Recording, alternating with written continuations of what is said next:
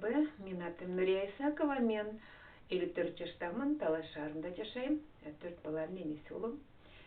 Азыр ушул күндөрү биз YouTube каналдан 40 кыз деген каналды ачып, ошол жерге бекер сабактарды, мастер-класстарды өткөрүп атабыз. Биздин каналга катталып, 40 кыз каналга колокольчик басып, биз менен бирге болгула. Биздин сабактарыбызды, бекер сабактарыбызды көрүп, башкаларга да бөлүшкүлө. Урматтуу айымдар, биз бүгүн мен экранды аябай жакын кылып, шапка, детский шапка ушанканын схемасын, ошо лекалдарын сиздерге чийип берейин деп, көргөзүп берейин деп эметип атам. Эми бул канча детальдан болот? 1, 2, 3, 4 деталь. Могул биринчи детали, бул баягы ушанканын төөсү. Бул 1 деталь болот.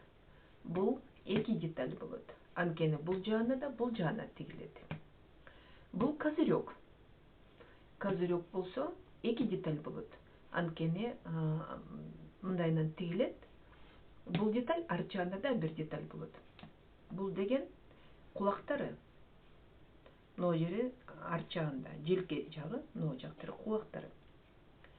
Бул 2 деталь болот. Бирөөсү жана жүнү менен, бирөөсү ичинде подкладочный материал болот да. Эми подкладочный материал эмес, эми жүнү жок. Биз кийизден тигебиз, жүнү жок эме болот. Эми биз биринчи детальдан баштайлы. Бул точкадан бул точкага чейин 36 сантиметр. Бул точкадан бул точкага чейин 14 сантиметр. Дагы кайталайын. Бул точкадан бул точкага чейин 36 сантиметр. Соответственно, бул точкадан бул точкага чейин 36 сантиметр.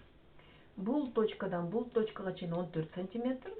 Бул точкадан бул точкага чейин 14 сантиметр. Мындайынан чийип алабыз. Бул биринчи деталь. Эми экинчи деталь бар. Бул деген шапканын могу точкадан бул точкага чейин тигилген бул жагы. Ошондо бияка кошобуз. Могу жерине кошобуз дагы, төөсү мындай болуп калат. Азыр мен схемаларын бүтүргөндөн шапканы өзүм көргөзүп беремин. Бул точкадан бул точкага чейин 19 сантиметр. 19 сантиметр. 19 сантиметрди биз экиге бөлөбүз. Ошондо мынакей, бул точкадан бул точкага чейин 19 сантиметр. Экиге бөлсөк, дагы бир точка болот. Бул точкадан бул точкага чейин 9,5 сантиметр. Бул точкадан бул точкага чейин 9,5 сантиметр. Тең бөлдүк. Эми бул точкадан бул точкага чейин канча сантиметр көрөлү? Экиге бөлдүк. Экиге бөлгөндөн кийин бул деген 10 сантиметр болду. Бияка 1 сантиметр кошобуз и дагы бир точка берге болот. Жерде бир точка болот. Эми могу точкадан биякта 1 сантиметрге тийбейбиз. Могу точкадан бул точкага чейин 5 сантиметр. Бул точкадан бул точкага чейин 5 сантиметр. Ошондо биз ушул отрезокты экиге бөлөбүз. Мына 5 сантиметр, 5 сантиметр. Кайра бирде 5 экиге бөлгөндөн кийин бул точкадан, мына точкадан көрөсүздарбы? Биз 10 сантиметрди экиге бөлдүк да. Ошонун ортосу мына точка. Бул точкадан бул точкага чейин 7,5 сантиметр. Бул точкадан бул точкага чейин 7,5 сантиметр. 10 сантиметрди экиге бөлдүк, ортосунан алдык. Бул жака 7,5 сантиметр, бул жака 7,5 сантиметр кылдык. Кайра бул точкадан бул точкага чейин экиге бөлөбүз, 2,5 сантиметрден. Экиге бөлөбүз дагы, ошонун ортосунда точканы алабыз. Бул жака 6 сантиметр, бул жака 6 сантиметр кылабыз. Ошону менен бизде берде точка, берде точка, берде точка, берде точка, берде точка, берде точка, берде точка, берде да бир точка, анткени бияка 1 сантиметр көтөргөнбүз. Ошону акырын чийип алабыз. Могу жерин мындай кылбайбыз. Түшүнөт атасыздар да, бул бир точкадан бир точкага минтип эметкенде мындайынан болуп калат. Биз болсо бирге тоголок кылабыз. Бирок мен мындай түшүндүрүп берейин. Эми мындайынан түз алсак, могу жерде 1 сантиметр. 1 сантиметр. Ошо 1 сантиметр берге алып анан кийин акырын мындайынан кошобуз. Бул жагы ушундай эле болот. Анан но точка менен но точканы кошуп коебуз. Бул дагы мындай түз болбойт. Бир аз бул жака чыгып калат. Будан 2 деталь кылабыз. Будан экөөнү бычабыз. Бул точка менен бул точка кошулат. Мына жерде ортодогу точка могу точка менен кошулат. Кайра могу точка бул точка менен кошулат. Ошондо мындайынан кошулат. Тиги жагынан да экинчи деталь кошулат. Буну экинчи деталь. Бул үчүнчү деталь. Бул эмне? Бул бет жагында козырек. Бет жагында төөсүндө. Бул точкадан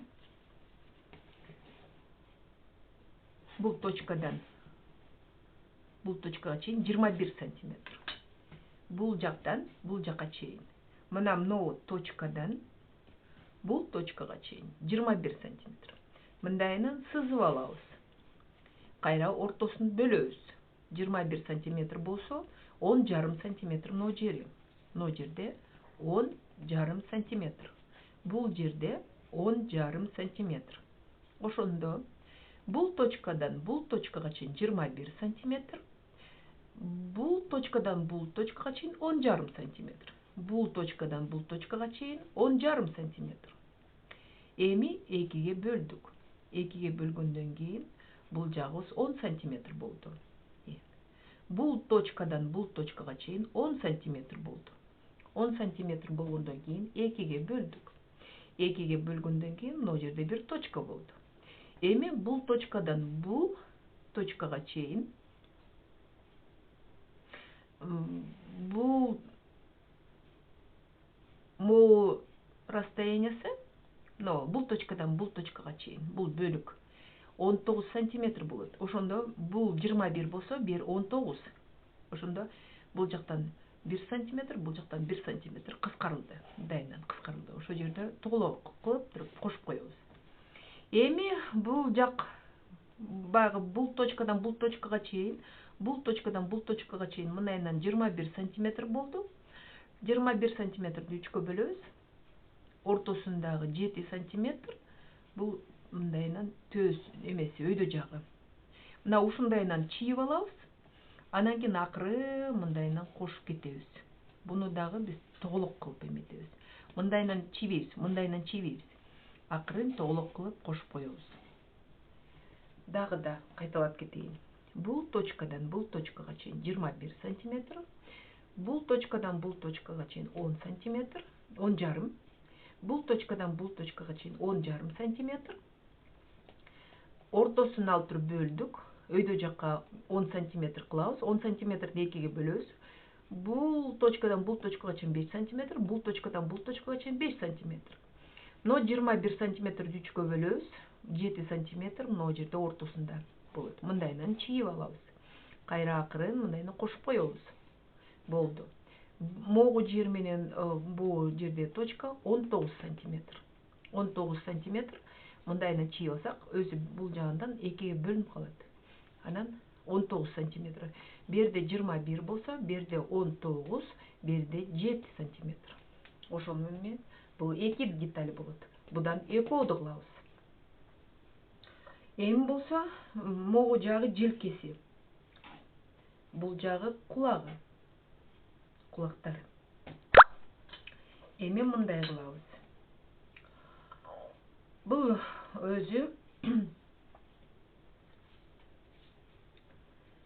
бул жака чейин, бул точкадан бул точкага чейин 46 сантиметр. Бул точкадан бул точкага чейин 46 сантиметр. 46 сантиметрди 2ге бөлөбүз, бирге точка болот. 46 сантиметрди 2ге бөлөбүз, ошондо 23 сантиметр.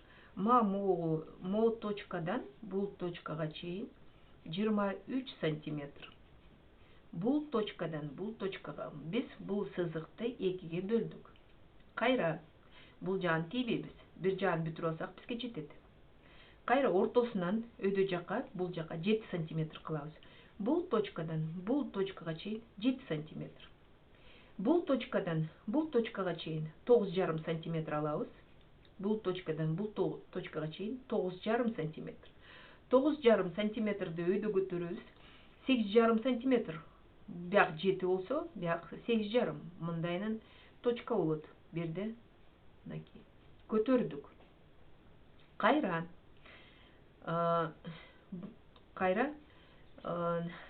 бул болсо, бул точкадан бул точкага чейин 8 сантиметр. Бул точкадан бул точкага чейин 8 сантиметр алабыз. 8 сантиметр болгон жерден өйдө жака, мындайынан бул жака биз болсо 18,5 могу жери, могу жерден бул жерге чейин, бул точкадан бул точкага чейин 18,5 сантиметр. Бул точкадан бул точкага чейин 18,5. Бул точкадан бул точкага чейин 18,5 сантиметр. Кайра бул точкадан бул точкага чейин 5 сантиметр 2 миллиметр бияка кылабыз. Эми 5,5 кылып койсо болот, эчтеке болбойт. Мынакей, ушул жер көрдүңүздөрбү? Бул точкадан бул точкага чейин 5,5 сантиметр. Ошол менен биз ортодон алдык. Ортосунан берге 9,5 сантиметр, берге 8 сантиметр, берге 5,5 сантиметр. Бул точкадан бул точкага чейин, мына точкага чейин, ортосунан алайлы. Бул точкадан ортосуна чейин бизде 10,5 сантиметр. Бул точкадан бул точкага чейин 10,5 сантиметр. Биз мындайынан точканы койдук, кайра мындайынан сызыкты тарттык. Бул сызык бул жаанда 5 сантиметр, бул жаанда 5,5 сантиметр. Бул жаанда 5,5 сантиметр. Могул точкадан могул точкага чейин 5,5 сантиметр. Бул точкадан бул точкага чейин 5 сантиметр. Ошол менен да бирде бир точка, бирде бир точка, бирде бир точка болуп калды. Кайра бул жерден бул жерге чейин көтөрөбүз. 4 сантиметр. Бул точкадан бул точкага чейин 4 сантиметр. Бияна сызык тартабыз. Бул жагына 4 сантиметр, бул жагына 4 сантиметр. Ошол менен да бир эки точка болуп калды. Берде да точка, берде да точка. Кайра берде 3,5 сантиметр калып атат мына жерде. Ошо точканы көрүңүздөрбү? Эми болсо бул точкадан бул точкага акырын мынтип сызып кетебиз. Берден болсо мындайынан бул точкага дагы плавно кетебиз. Кайра бул жагына да плавно кетебиз. Анан бул жерине мындайынан закруглять этип, болжолдоп сиздер ушу кулагын болжолдойсуздар. Кулагы эми мындай болбойт, мындай болбойт, мындай да болбойт, мындай да болот. Болгону мындайынан тоголоктоп акырын бияка алып кетесиздер. Болду. Бул бир бөлүгү. Экиге кагазды кошосуздар дагы, бул жагына могу жагын кайра эле тартасыздар. Бул деталь экөө болот. Бул детальдан экөө болот. Азыр эмне себептен көргөзөм. Мынакей, дагы да айтып кетейин. Будан экөө, будан экөө, будан экөө, будан бирөө. Ошо менен ушул детальдардын баарын чийип алып туруп, сиздер ушанка кыласыздар. Азыр мен камераны шапкага эметейин, бөлөйүн, анан ушул схеманы дагы наглядно шапкада көргөзөмүн. Коюңдар. Эми бул мен сиздерге жана шапка, детский шапканын схемаларын баарын көргөздүм. Эми болсо бул жана мен шапка егер деп коем. Егерлер кийген шапка деп. Анткени бул ушанканын эле бир түрү, болгону желкеси түшөт. желкесинде мындай эме бар. Мынакей.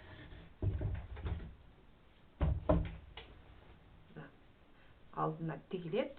Ой, алдына мынтип байланат. Азыр мен мындайынан көргөзөйүн.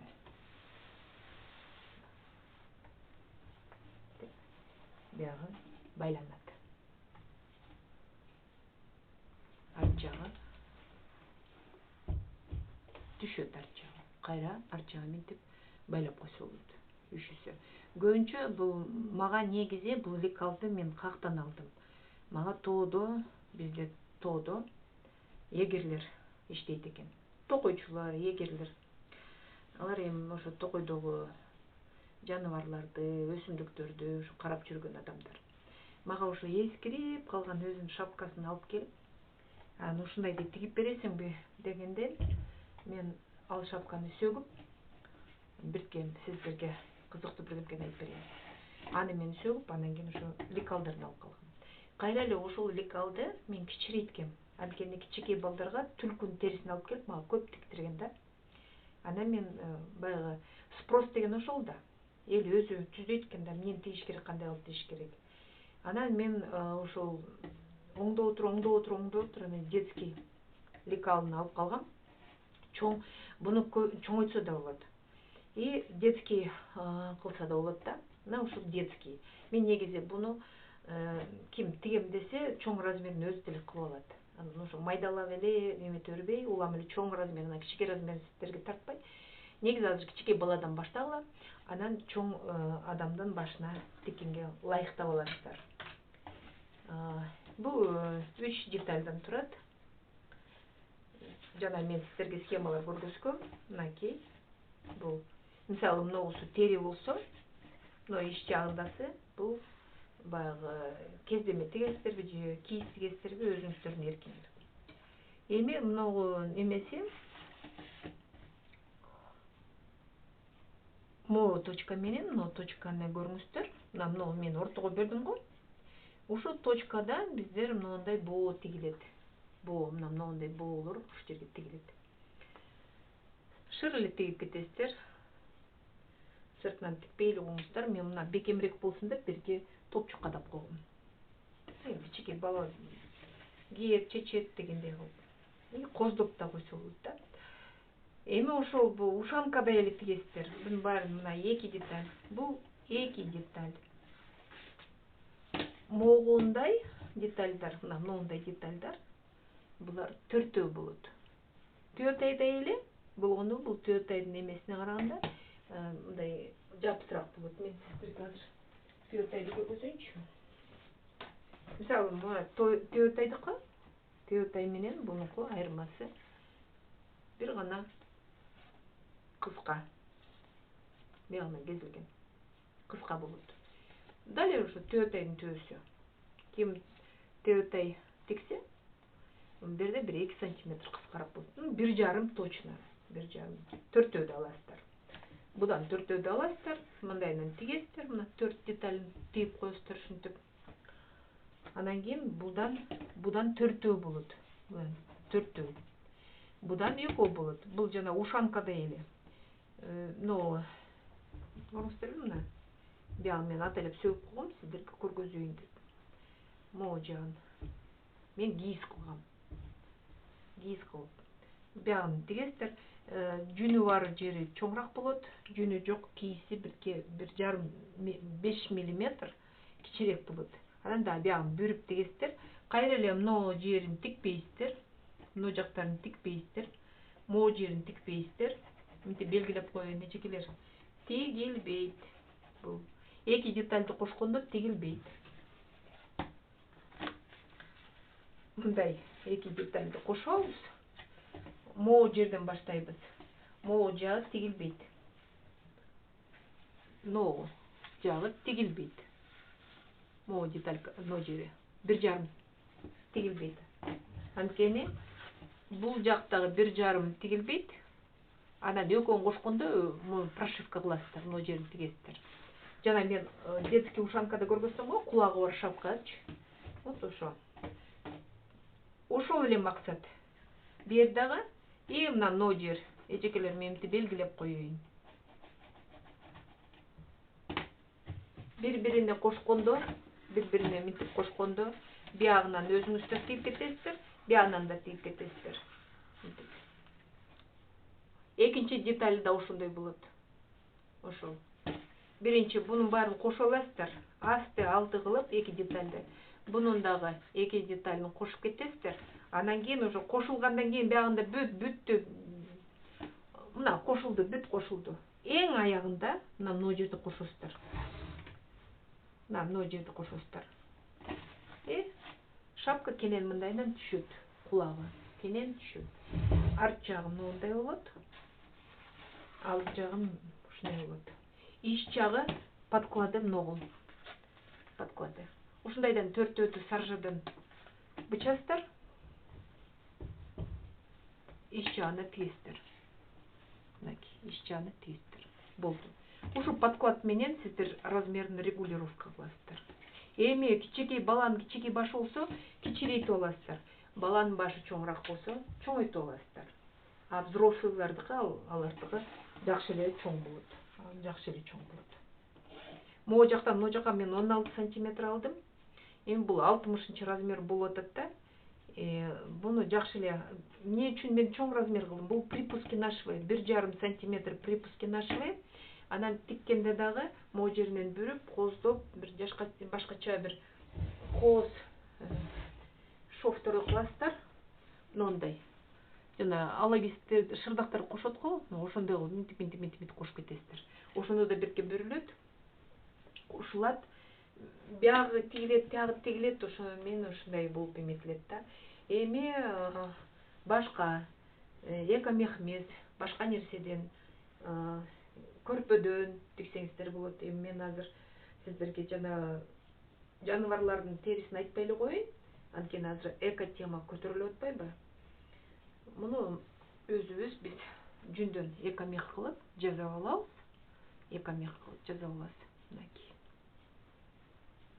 Кие беребиз. Мага негизи ушу эгер алып келип берген.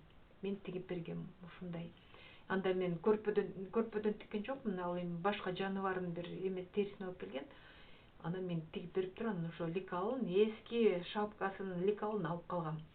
Өзү эски шапканын лекалын алып кеткен. А мен кагазга түшүрүп, ана канча жыл тиктим. Түлкүнүн терисин тиктим көп. Ушуларды. Мына түлкүнүн куйругун берке кошуп койсо болот. Түлкүнүн куйругун бияка кошуп, коздоп эметип койсо болот. Эми мен ушул эле шапканы баягы жүндөн, козунун жүнүн экомех кылып, ошонун видеосу бар.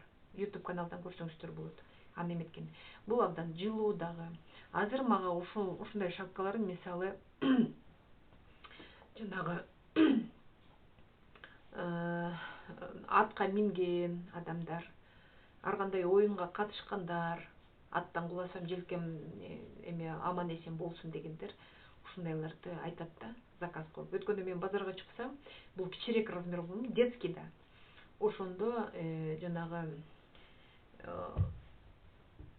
бир жигит айтып калды, мен деген ушундай алат элем чоң размер болсо. Көк бөрү ойнойт экен да. Анан ошо желкем дагы, анан жагым дагы эме болсун деп. Ким көк бөрү ойнойт, бала чакасы ошо менен кызыгат. Ушундай эмеден тигиңиздер. Ушул модель ушул эмеге жакшы, көк бөрү ойногондорго жакшы. Анткени желкеси, жагы сакталат да кулагында. Аттан эми кулайт травма болбосун депчи, башы дагы эме болот. Анан негизи жүн да. Жүн деген бирке эмени жумшак кылат да. Анан могу жагы баары бир эме. Бул жакка караганда бул жактары, могу жактары калыңыраак да. Бу жерде кийиз менен саржа болсо, бул жакта баары бир могу жүнү бар. Жүн деген немножко травма. Могу жагы, арт жагы, желкеси эметет. Анан эми тоодо жашагандар болсо, мал кийгенге, эми бизде эме шамал деген, кыш деген эми абдан Россиядагыдай узак болбосо да, бирок суук эме. Ушундайлар жасап алсаңыздар болот. Мынакей. Ушу мастер-класс менен колдонуңуздар, бекер сабак.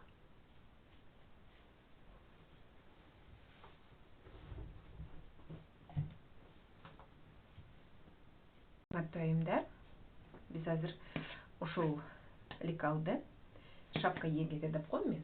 Негизи шапка егері деп коем. Ошо токойчулар, тоодо кийген егерлер киет да, астында эме мындай түшүп турат. Бул ушанка эмес. Ошонун лекалын азыр көргөзөм сиздерге. Бул шапка 3 детальдан турат.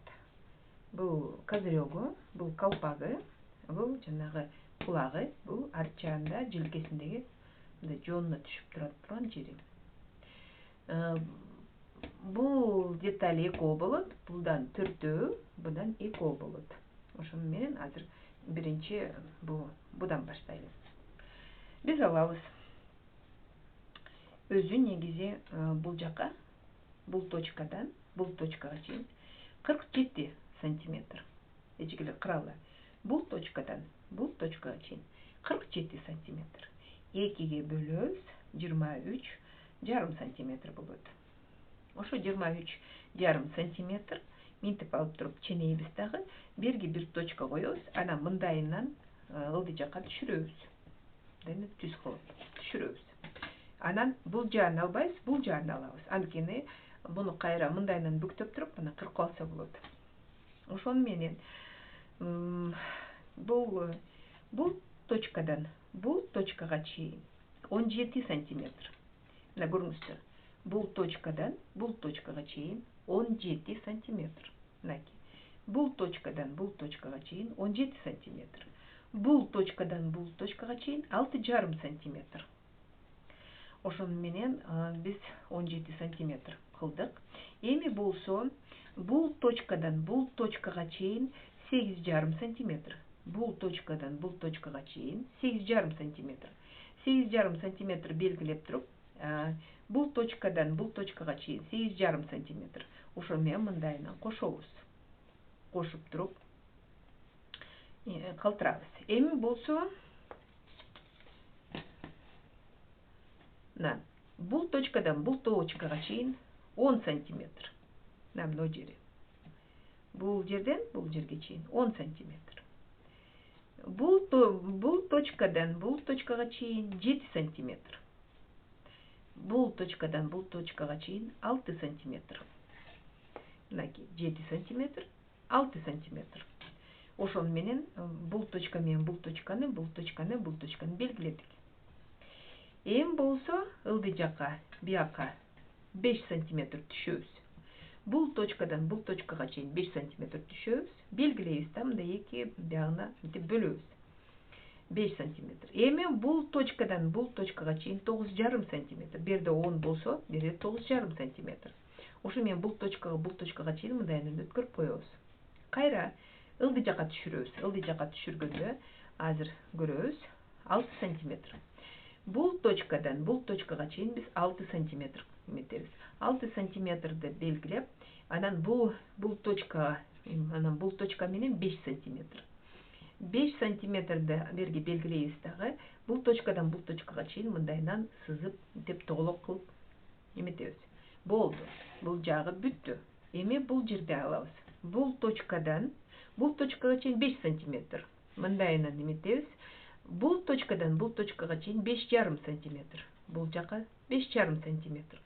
Ошону менен берге точка кылабыз, берге точка кылабыз, берге точка кылабыз. Кайра бул точкадан бул точкага чейин биз 6 сантиметр ылдый түшөбүз. Анан бул точканы акырын мындайынан кошобуз. Кулагын мындай тоголок кылып эметебиз. Мындай кылбайбыз. Мындай кошпойбуз. Мынтип кошпойбуз. Бул точка менен бул точканы минтип кошкондо ортосунда 1,5 сантиметр бияка чыгарып туруп, анан мындайынан тоголок кылып койсо болот.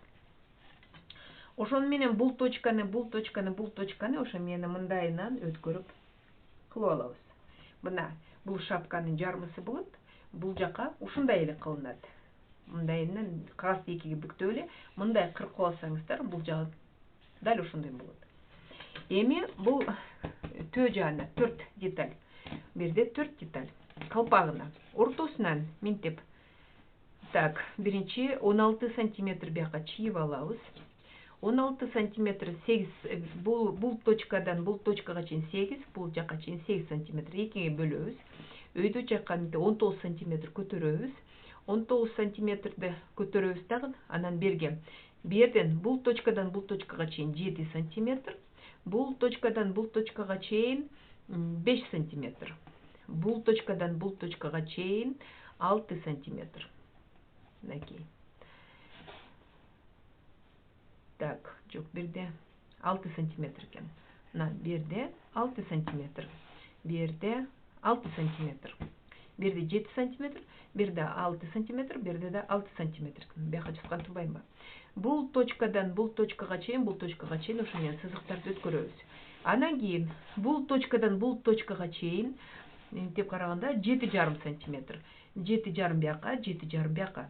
Бұл точкадан бұл жаққа чейин 7,5 сантиметр, бұл точкадан бұл точкаға 7,5 сантиметр. Ошон менен мындайынан алабыз. Кайра берден 6 сантиметр, берге чейин 6 сантиметр, берге точкасын эметебиз, бияка кошобуз, ошо менен мындайынан сызып алабыз. Мынакей 4 ушундайдан 4 болот. Эми бул жака өтөбүз. Бул жагы болсо, биягы 21 сантиметр. 21-ди 2-ге бөлөбүз, 10,5 сантиметрден алдык. Кайра бул жактан өйдө жака 4 сантиметр көтөрөбүз. Мына жери 4 сантиметр. Мына жери 4 сантиметр. Бул точкадан бул точкага чейин 4 сантиметр өткөрүп, кайра эле 10,5 сантиметр алабыз. Кайра эле 21 сантиметр алабыз. Могу жагы 10,5 сантиметр. Ошон менен бул точкадан бул точкага биз 7 сантиметр алабыз. Берге точканы коебуз. Бул 21 сантиметрди 3-кө бөлөбүз. 3-кө бөлгөндө бери 7, берде 3-кө бөлөбүз. 3-кө бөлгөндө берде 5 сантиметр, мына жери 5 сантиметр, бияга 5 сантиметр. Ортосунда берде 5,5, берде 5,5, ортосунда 10 сантиметр. 10 сантиметрди акырын мындайынан чийип алабыз. Анан бул точкадан бул точкага чейин мындай кылып кетебиз. Мындай кылып кетебиз. Мына жерден мына жерге чейин 10 сантиметр. 10 сантиметрди чейин алабыз, биякта 5,5, биякта 5,5, берде 10 сантиметр. Ошо мына точканы бул точка менен мындайынан өткөрүп, мындай форма кылабыз. Бул мына. Бул лекалдары бүттү. Бул шапка егере деп коет. Ушул кичинекей балдардын шапкасы. Бул шапканы мен эжекелер эме кылдым. Детский. Бул баардыгы с припуском на швы. Бүттүгү с припуском на швы. Тиккенде дагы мунун ичинен да мындай саржасы с припуском на швы деп коет. Мына ушул шапкаларды тигесиздер. Эми мен бунун лекалын мындай алып коем. Андан кийин сиздерге бул детский ушанка. Детский ушанканы сиздерге түшүндүрүп берейин. Детский ушанка. Бул бир детали, мына төөсү. Бул эки детали. Мына деталь. Экөө. Боо жерге тигилет. Мындайынан тигилет. Азыр биягы мен бир жерин сөгүп койдум. Жок, бир сөгүлгөн жок. Мындайынан келип тиккен билет. Бул деталине караганда мына жери бир аз кененирээк. Бир аз 3 сантиметр. Ошондо бул жерди кошкондо так, азыр мен сиздерге көргөзөйүн.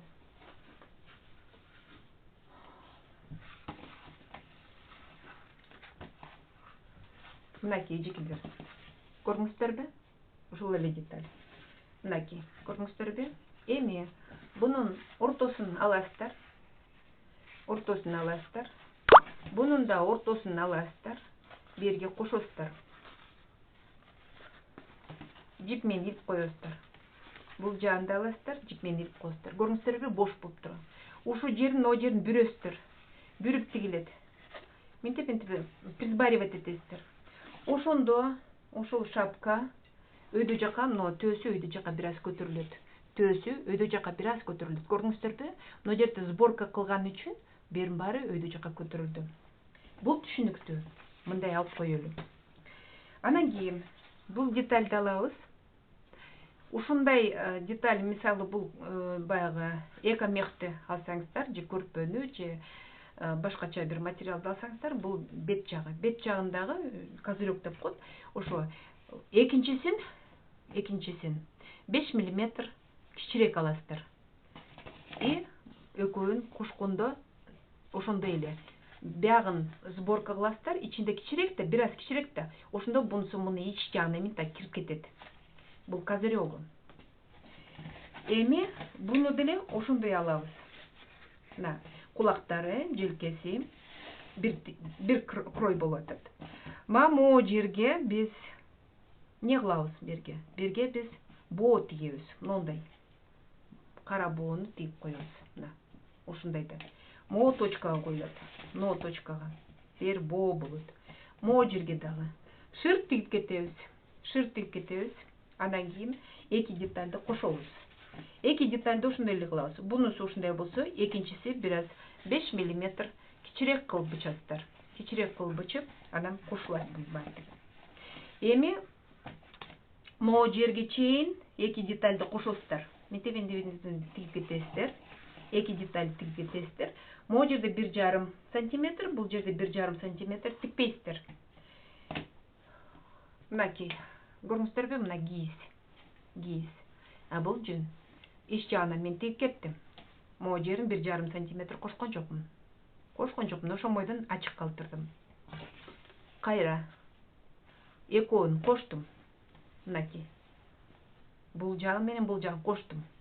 Могу жерин 1,5 см тиккен жокмун. Могу жерин бош койдум. Эми болсо кайра бул детальды алып, берде бош калды да, берде да бош калды. Тиккен жокпуз. Эми мындайынан тигебиз. И бул жагында мындайынан тигебиз. Жана бош калган 1,5 см тигебиз. Ич жагында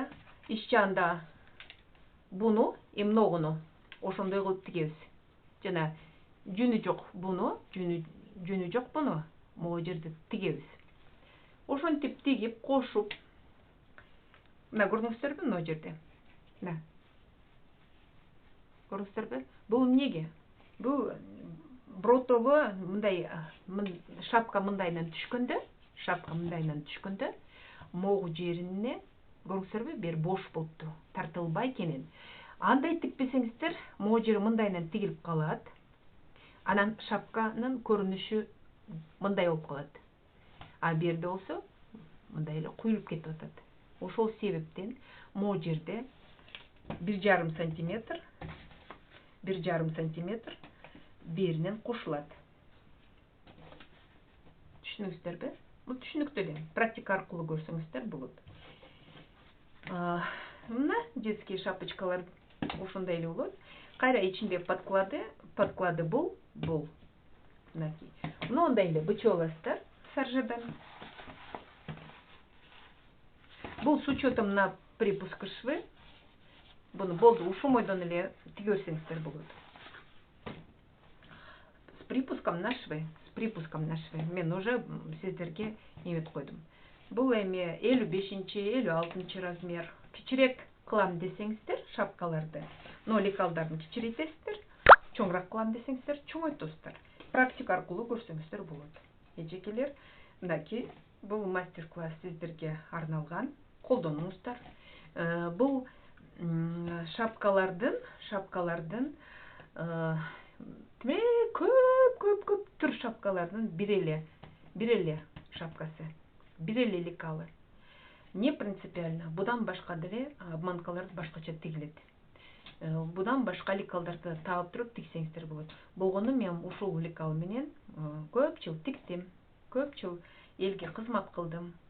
Ушундай эле шапкалар менен. Многу шапка егере деп коем мен. Ошо детский шапкаларды могу жерге түлкүнүн куйругун мына жерге тигилет. Берге да боо тигилет. Берге да. Анан берге эми. Мен ушундай шапкаларды, детский шапкаларды көп тиккенмин. Түлкүнүн терисинен сонун көрүнөт. Эми эко-мех деп бунун жүнүн кантип кылыш керекти? Бизде видео съемкасы бар. ошону көрсөңүздөр болот. Биздин каналда 40 кыз каналында бар. Мен аны берден көргөзбөй эле коеюн. Өтө узак болуп кетет. Колдонуңуздар, көрүңүздөр эжекелер. Подписка кылыңыздар, жакса, бирдемке түшүнбөсөңүздөр, суроо берсеңиздер мен жооп берем. Биз менен бирге болуңуздар, биздин каналга катталыңыздар. Рахмат баардыгыңыздарга көңүл бурганыңыздарга.